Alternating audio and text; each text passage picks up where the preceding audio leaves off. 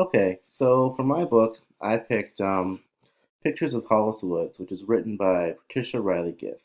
And I really picked this because when the first time I read the book, when we had to read it for class, I really didn't expect to enjoy it as much as I did.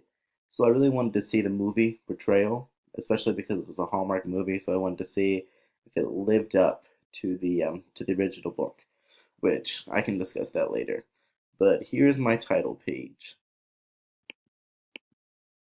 And then on the next slide, I have the overview of the story, which is a young adult's tale about a young foster child named Hollis Woods. Hollis has trouble fitting in everywhere she goes, although when she moves in with an old art teacher named Josie, things begin to change for the better. Now, throughout the story, we get to kind of figure out why Hollis is so scared to meet people and why she's come from this kind of this rough past, and we kind of get screenshots to that through pictures throughout the entire book. Now, the movie, not so much, and I'll discuss that in depth as we progress throughout the slide. So the first big difference I noticed is the social work. So in the book, I had a pretty clear image of what the social worker looked like. A larger woman who always looked unkempt. She never really wore anything professional. It was always like a t-shirt or just like a polo or something like that. And she's usually eating something and there's stains on her shirt. Now, it showed her as obviously she did care for Hollis, but she was a little bit oblivious or maybe even so just basically, Hollis and this woman didn't get along.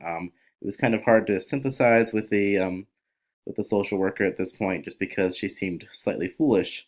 Whereas in the movie, it takes a complete 180, and the character is completely different. The social work was always well dressed in like a suit, and she was always very professional. Now she had the same role as the social worker in the book, but she acted completely different.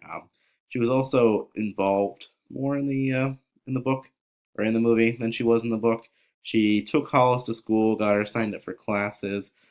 She visited more often. She called on the phone more often. So she had a larger role, and it's also kind of harder to it's harder to place your opinion about her because she seems to just be doing her job, and she seems to actually care for Hollis. Although you can kind of sense that she is kind of growing tired of having to move her from place to place. And then the next big difference that I found was in the book, Josie's loss of memory is very subtle at first, being something for the reader to discover. So it was more subtle, like you wouldn't get it in the first time meeting Josie. You would just kind of like piece puzzle, like you would piece the puzzle together. Whereas in the movie, they kind of just throw it in your face, and they do this by changing some scenes up, adding some new things. For example, right in the beginning, when she's in the house there is a picture of one of Josie's former foster children. And it's signed like love, blah blah blah. And so then Hollis is curious, so then she asked Josie about this girl, and Josie could not remember who that girl was. And that was within like the first 20 minutes of the movie, and that was like a direct, just in your face. She has memory issues, whereas in the book it's more subtle. There's also a huge soup issue. So in the movie, Josie gives Hollis soup every day for lunch, and you really get to see this, you get to visualize this. And I mean, there's no place to heat it up, and she always gets her the same kind of soup. And obviously, Hollis has told her time and time again that she doesn't like the soup, but Josie continues to give it to her. So that's just another example of how it's different. The movie and the book are different. Which brings me to my third one, which is the interesting thing about this one is that you get to see Hollis at school more so than you did in the book. In the book, we just really know that she didn't enjoy school, and when she was there, she would basically just draw her pictures, and she would skip, and she would forge excuse notes. In the movie, I actually really this was the one thing that I liked about the movie. You kind of understand why she skipped so much because just to see how terrible her school life was. Like her teacher trying to ask questions about her family, but obviously she didn't have a family. The other kids making fun of her name. Um, her having to eat cold soup alone in the cafeteria. You kind of get to get a viewpoint of what it was like for Hollis Woods, and now you can almost understand why she would skip school. Another big difference when it comes to school, though, was that when she agreed to stop skipping, like she did in the book, she actually did, and she tried her homework and she got good feedback from her teacher. So that really wasn't. So she actually went to school, and she somewhat enjoyed it just because she was putting in the effort. Whereas in the book, she skipped one more time, and obviously that was it. Which that ties into another one of my points. So the beginnings are actually very different. There's some crucial plot points that change. Um, in the book, uh, there was the mention of the mean teacher who yelled, and that was like what the basis of the book because she couldn't draw a family portrait, and so then she yelled at Hollis, and that was how the book started out. But in the movie, there is no mention of this teacher or the family drawing.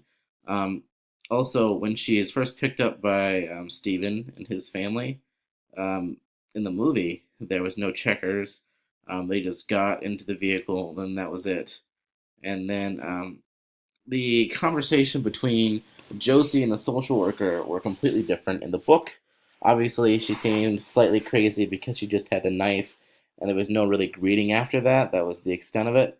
Whereas in the movie, they actually had a full on out conversation, and she seemed much more sane. And she even offered, Josie even offered for her to come in for a cup of tea. So that was a interesting difference. I don't know why they chose to take that direction, maybe to make it more family appropriate. And that brings me to my last point. So, why did Hollis have to leave? So, why was she going to be taken away by Josie, or taken away from Josie by the social worker? So, in both cases, obviously, it's because of the social worker, which makes sense. But in the book, it was because she had been skipping school still, and she had been caught for that multiple times. And she said, "Okay, if I don't want to have to leave Josie, I have to keep going to school." Well, she skipped one more time, and that was the reason why she had to leave the next day. Whereas in the movie, she actually went to school all the time, but Josie forgot to mail in the attendance sheets. And so that was already a big difference that I had not mentioned yet, but there were these attendance sheets that Josie had to mail in, which is why the social worker had to come and give the warning the first time because Josie hadn't been mailing any of them in and she had been believing Hollis's lies about not going to school. And then the second time, when Josie actually was, or when Hollis actually was going to school, Josie just mailed in the gas bills, and so that's when the social worker realized that Josie was actually senile and something had to change.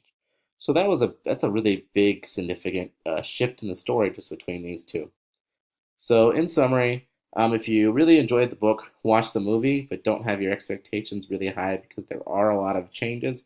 That was only five, but I probably could have gone and listed much more just because it was a very different format than what I imagined. Just some small ones. I had imagined the old man as an actual old man, but he looked like he was in his early 30s.